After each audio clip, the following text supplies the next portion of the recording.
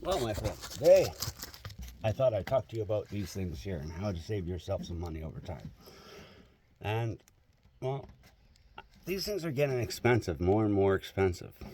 And I'm going to tell you about a device that you can buy and made by many different manufacturers.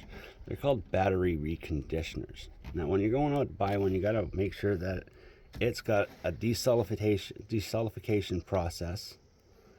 It's got an equalization process, and then it goes through the 3 stages of charge: bulk charge, absorption charge, and float charge. I'll explain those a little bit later. You're going to go down to your grocery store, you're going to get some distilled water, some jugs of distilled water. You're going to get some good safety glasses or face shield, sacrificial long sleeve shirt, and some rubber gloves. Safety first. And before you charge your battery, make sure the electrolyte levels are up. The water in here, the distilled water, needs to be at its proper level before charging. None of that, you're going to own 2 batteries for your vehicles, because every 6 months you're going to swap them out. Sounds like work, but it's really not that much work. You're going to swap them out every 6 months for the charger back into your vehicle. And you can pick up these chargers relatively cheap on Amazon or your tool store, part store. A real decent one usually costs you $100 to $150. But that $150 over its lifetime, it's going to save you thousands. And it's not that hard of a process to do. Now, how do these little magical devices that restore your battery work? Well, on these batteries, on the lead acid ones, lead sulfate crystals build up on the plates, and it slows down or prevents the flow of the electrons back and forth in the battery. So it creates an high frequency electrical pulse that breaks those crystals down and dissolves them back into the batteries. That way there's nothing blocking it up anymore.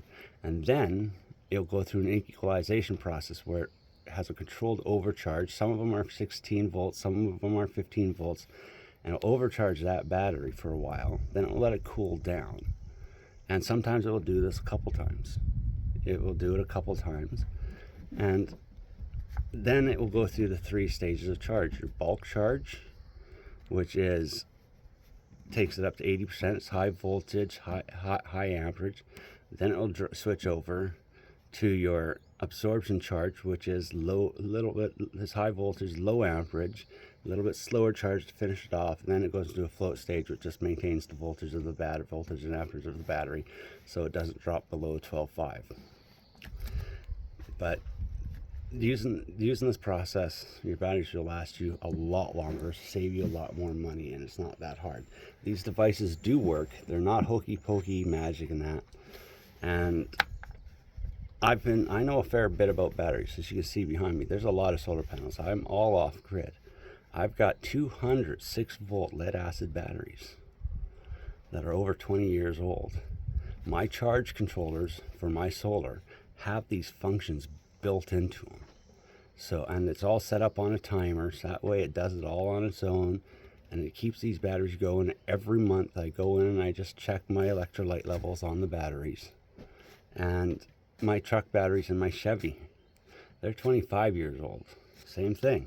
I just swap them out, put them on the the maintainer charger, back and forth.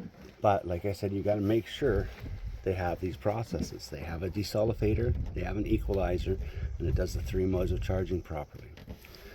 And a lot of shops, I'm going to make another video on battery testers, because there are many different types of battery testers for different circumstances, and a lot of people at shops, they don't know how to read these testers, the information that they're giving them.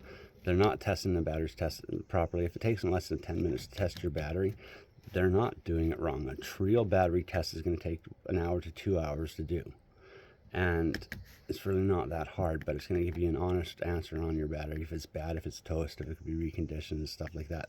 No shops are out there to make money, because, well, things are expensive nowadays and we all want to make money, but you also got to make money being honest and knowing how to do things right. But there's a little tip for you guys. Save yourself thousands of dollars with one tool and a little bit of know-how and a little bit of patience.